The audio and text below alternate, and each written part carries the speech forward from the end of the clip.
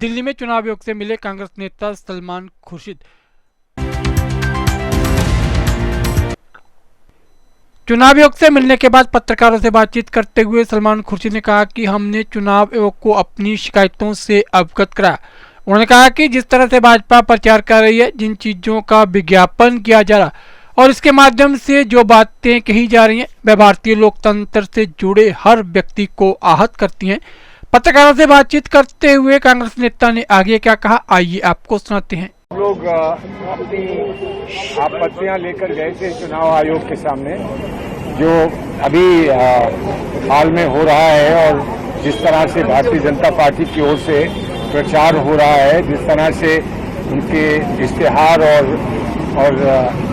विज्ञापन दिए जा रहे हैं और उनमें जैसी जैसी बातें कही जा रही हैं जिससे बड़ा कष्ट होता है किसी को भी जिसका लगाव भारतीय लोकतंत्र के साथ है, वो बातें हम उनके पास लेके गए। हमें खुशी इस बात की है कि उनमें से कुछ मुद्दों पर उन्होंने पहले से कार्रवाई कर रखी है और उसकी सूचना उन्होंने हमको दी है।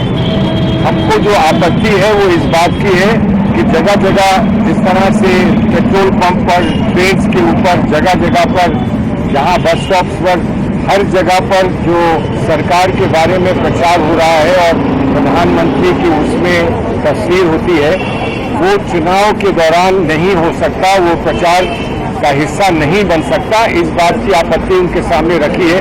कुछ बातों को उन्होंने पहले से संज्ञान में लेने के बाद उस पर कार्रवाई कर दी है, कुछ चीजें उतार दी गई हैं।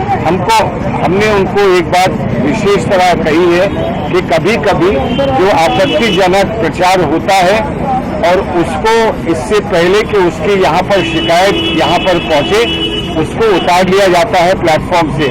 जहाँ ऐसा होता है वहाँ पर क्या कार्रवाई हो सकती है, इस पर विचार करने के लिए हमने इलेक्शन कमीशन को कहा है और हम उम्मीद करते हैं कि इस पर विचार करने के बाद उस पर कोई सकारात्मक कदम उठाया जाएगा।